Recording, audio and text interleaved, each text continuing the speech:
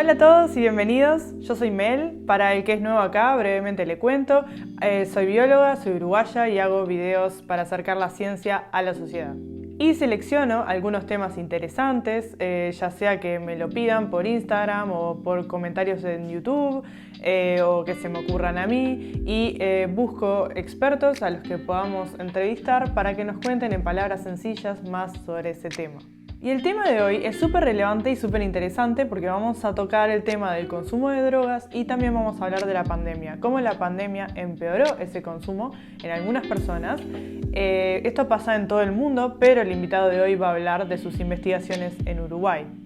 El invitado de hoy se llama Paul Ruiz, un investigador uruguayo que trabajó por bastante tiempo en el consumo de alcohol, pero también trabajó en el consumo de otras drogas y también en el cerebro de los adolescentes y en ciertas condiciones de salud mental como la depresión y cómo todas estas cosas se juntan. Hola Paul y bienvenido, muchísimas gracias por estar acá con nosotros. Hola, buenos días. Bueno, muchas gracias por la invitación para estar acá, para compartir un poco la historia de la ciencia en Uruguay y para poder hablar un poco sobre las cosas que hacemos nosotros, vinculados básicamente al consumo de sustancias. Bueno, y para empezar, contanos un poco de tu historia, ¿no? De qué estudiaste exactamente para llegar a trabajar en estos temas tan interesantes. Yo me inicié desde muy chico, decía que iba a ser veterinario y bueno, así fue. Respecto a que terminé el liceo, entré en la facultad de veterinaria. En primer año en la facultad tuve un curso de biología molecular y celular que me impactó mucho, que tuvo que ver mucho con mis intereses. Y al poco tiempo de haber cursado esa materia estaba trabajando como becario en el laboratorio. En ese laboratorio se trabajaba y se trabaja sobre biología molecular del sistema nervioso, con un vínculo muy fuerte con el Instituto Clemente Estable, acá de Uruguay. Y bueno, empecé al principio trabajando sobre esas cosas. Tuve mi primera beca de investigación en el entorno de los 20 años, 20 y pocos años. Ahí me vinculé en un proyecto donde trabajábamos en el uso de psicofármacos para modelar el comportamiento de rumiantes y cómo esto además tenía un vínculo con el sistema nervioso. Y a partir de ahí me fui vinculando con diferentes aspectos del comportamiento, el sistema nervioso, en diferentes especies domésticas. A mí en el liceo me llegó mucho el tema del contenido de filosofía que tuve en los últimos años y en el transcurso de mi periodo como estudiante de veterinaria empecé a pensar de cuando terminara veterinaria hacer psicología. Hubo un momento que decidí que no iba a esperar a terminar para poder hacerlo y empecé a hacer las dos carreras en paralelo. Al poco tiempo de haber entrado como estudiante en la facultad de psicología, concursé por un cargo en una materia que se llamaba biología del comportamiento y empecé a dar clases de esa materia que compartía muchos contenidos con lo que yo daba en veterinaria porque eran cuestiones de neurofisiología, vinculadas al comportamiento y cosas por el estilo, y empecé a trabajar en las dos facultades. Me recibí de psicólogo primero, me fui a hacer mi doctorado a la Universidad Nacional de Córdoba, en Argentina, y ahí generamos un proyecto que fue mi tesis de doctorado, que era vinculando animales y humanos justamente con las drogas. Entonces, en mi tesis de doctorado trabajé sobre factores que estimulan el consumo de alcohol, trabajando con ratas y con humanos, ¿no? Y ahí vinculé los dos mundos. Y trabajamos en cuestiones neurofisiológicas, sobre factores que estimulan el consumo de alcohol, cómo estos factores tenían un tipo de correlato en el sistema nervioso, en las ratas, ¿sí? Particularmente el estado de ánimo, cómo es el sistema nervioso de una rata deprimida, cómo es ese sistema de una rata maníaca, cómo eso se vincula con el consumo de alcohol. Y en paralelo hicimos una encuesta en jóvenes uruguayos, donde aplicamos escalas de estado de ánimo de consumo de alcohol para ver si lo que veíamos en ratas también lo veíamos en humanos y si eso que veíamos en las ratas funcionaba como un modelo explicativo de lo que se daba en humanos. Wow, súper interesante. ¿Y qué cosas encontraste? Pudimos ver marcadores moleculares como los niveles de dopamina en algunas estructuras del sistema nervioso asociados con un mayor consumo de alcohol en ratas y cómo a su vez ese estado de ánimo que tenía esas características neurofisiológicas en ratas también se correspondía con lo que veíamos en humanos. Yo resalté al pasar que eran jóvenes en Uruguay porque las ratas también eran ratas adolescentes, entonces un aspecto que fue transversal a mi tesis es que estos fueron adolescentes.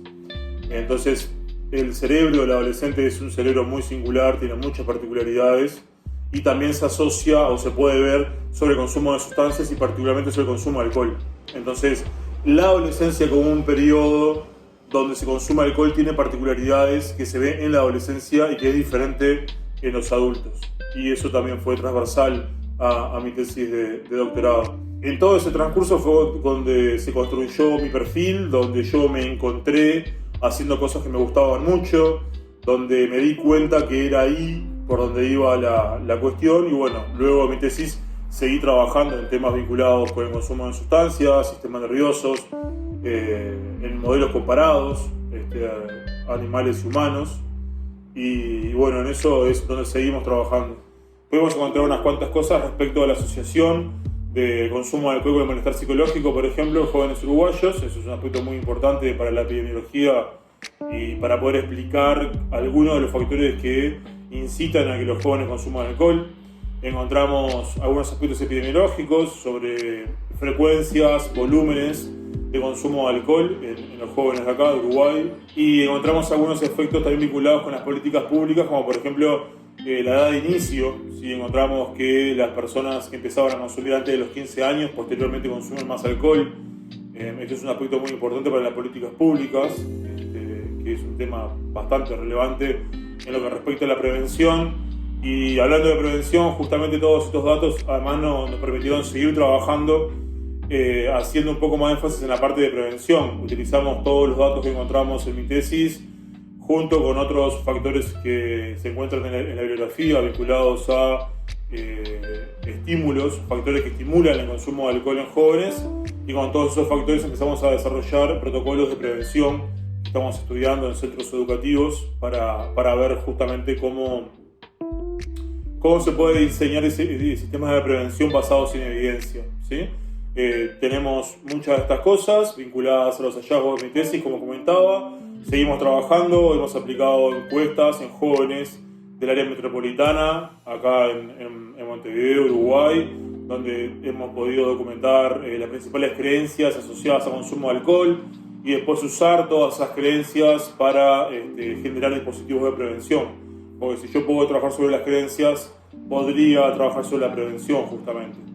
Y bueno, estamos desarrollando ese tipo de cosas, que es como la evolución o uno de los lugares para donde ha ido mi trabajo después del desarrollo de mi tesis de doctorado.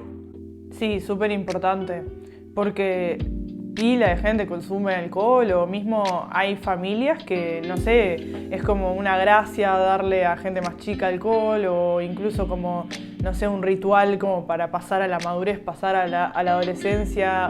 Mirá, ahora empezamos a tomar alcohol. Es muy importante que sepamos todas estas cosas para así, obviamente, las políticas públicas y también cómo educar a la gente de esas cosas, ¿no? De que en la casa que lo piensen 2 veces antes de hacer esas cosas, que antes de los 15 especialmente no está bueno. Y te has dedicado a estudiar también otras drogas además del alcohol, ¿verdad? Y otra pregunta que te quería hacer era entonces con respecto a la pandemia. ¿Has visto, o sea, qué viste en tus investigaciones con respecto al impacto de la pandemia en estos temas?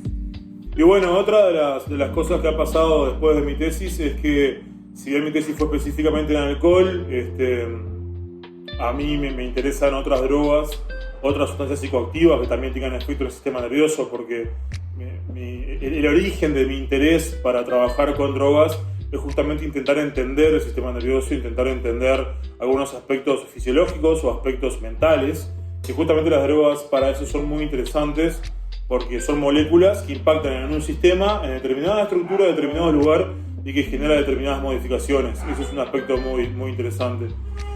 Entonces, bueno, como les explicaba, todo esto ha ido evolucionando hacia una cuestión de policonsumo, que se consume de diferentes drogas, no solamente de alcohol. Y respecto a la pregunta de la pandemia, ha ido hacia esos lugares, ¿sí? Nosotros hicimos una encuesta acá en Uruguay, ahora la pandemia generada por la llegada de COVID. Y bueno, se centra en el policonsumo. En esa encuesta pudimos ver cuáles son las principales drogas consumidas en Uruguay durante el aislamiento dada la pandemia. Pudimos ver además de esas drogas cómo impactan en el aumento del volumen. encontramos que entre un 25 y un 29% de las personas declaran haber aumentado de volumen, en el entorno del 30% declaran consumir la droga todos los días, que las drogas más consumidas durante la pandemia es alcohol, tabaco, psicofármacos y marihuana, que como describía en mi tesis, las personas que más aumentan el volumen son las que experimentan mayor malestar psicológico durante la pandemia. Y bueno, estamos trabajando en estas cosas hoy en día para justamente poder estudiar posibles consecuencias en la salud mental y sobre el consumo de sustancias específicamente que van a mantenerse o a persistir o a tener consecuencias luego que termine la pandemia. Muchas personas aumentan el volumen y es probable que lo sostengan luego de finalizada la pandemia. Muchas personas han estado en tratamiento o tienen consumo problemático de alguna droga y la pandemia ha profundizado ese vínculo con esa droga, o para quienes estuvieron en tratamiento pueden haber generado algún tipo de recaída. Todo esto es importante para el sistema de salud, dado que bueno, sería de esperar que se generen estructuras de prevención y tratamiento para las personas que la pandemia haya impactado desde este lugar, ¿no? Desde aumentar el volumen y sostenerlo, o desde haber recaído en el volumen de alguna sustancia. Respecto a las drogas más consumidas durante la pandemia, es importante poder pensar el rol de estas 4 drogas que nombré: alcohol, tabaco, marihuana y psicofármacos. Son todas drogas depresoras o ansiolíticas y se asocian justamente como un proceso de automedicación. Las personas experimentan ansiedad, estrés, malestar psicológico durante el aislamiento. Una de las formas que algunas personas han desarrollado para poder paliar ese malestar es a través del consumo de sustancias. Y eso se enmarca en la teoría de la automedicación. Entonces tiene sentido que sean esas drogas y es importante pensar el rol de cada una de ellas. Desde el alcohol, que es la más consumida, que es la legal, que es la que tiene mucha historia cultural en nuestro país, hasta los psicofármacos, que muchas veces se consumen sin prescripción médica y que las personas recurren a ellos para justamente paliar algún tipo de malestar en alguna situación, como puede ser la que se generó durante el aislamiento dada la pandemia acá en Uruguay. Claro, sí. El tema de la pandemia está complicado, porque si bien hay que quedarse en casa, hay que cuidarnos entre todos y todas las cosas que ya sabemos, que ya nos dijeron 1000 veces en la tele, ¿no? Es un tema también el hecho de estar encerrado mucho tiempo, el hecho de estar solo, mucha gente está muy sola. Bueno, el nerviosismo y la ansiedad de la situación, ¿no? De una situación tan inestable, con tantas interrogantes, cosas que no sabemos qué va a pasar o cuándo se va a terminar. Todas esas sensaciones, ¿viste? Como que revientan por algún lado, desgraciadamente.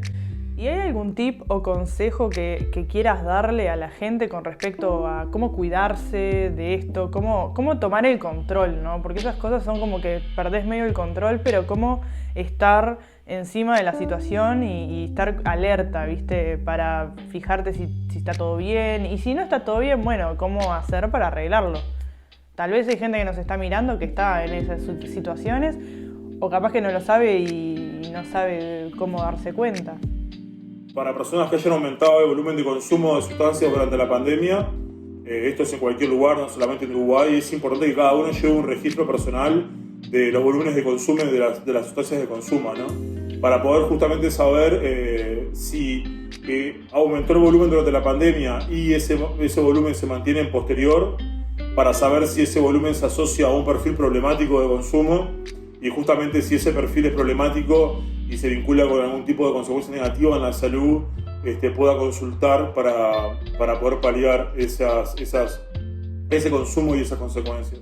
Claro, que se lo anoten en el celular o en un cuadernito, en una libretita, y que después pasen y vean y digan, bueno, todos los días esto o cosas así, ¿no? Eso es una buena idea.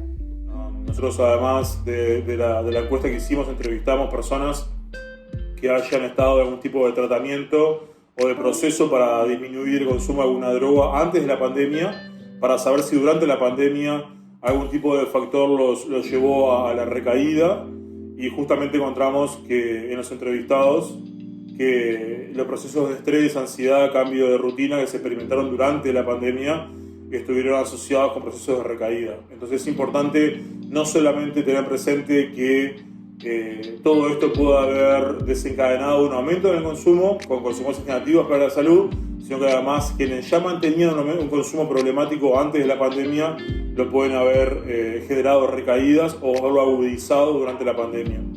Esto no solamente es importante para cada uno de nosotros, de todos, sino también para los sistemas de salud que puedan generar algún tipo de respuesta para las personas que tengan esta problemática.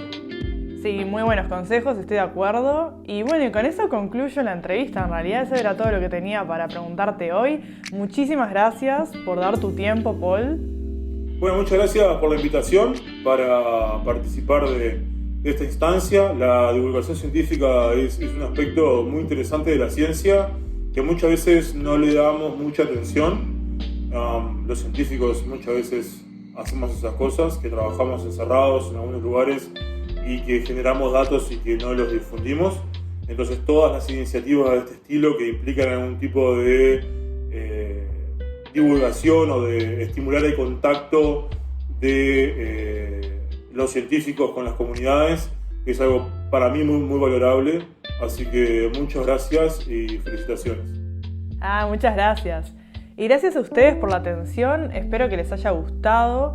Recuerden que en este momento de pandemia, quédense en casa, cuídense, usen las medidas de higiene, pero también, como dijimos, estar en casa puede tener sus problemas. Recuerden que hay números de ayuda que ustedes pueden llamar para pedir ayuda, los voy a dejar linkeados en la descripción por si ustedes quieren hacer clic, y de distintos países latinoamericanos, porque yo no sé quién va a estar mirando este video. No duden en pedir ayuda, quédense en casa, pero quédense en casa responsablemente, cuídense. Y bueno, si les gustó este video y quieren apoyar este proyecto, los invito a darle me gusta, a suscribirse al canal, a sugerir el tema que les guste ver después en los comentarios. Y eso, nos vemos en el siguiente video y cuídense. Chau, chau.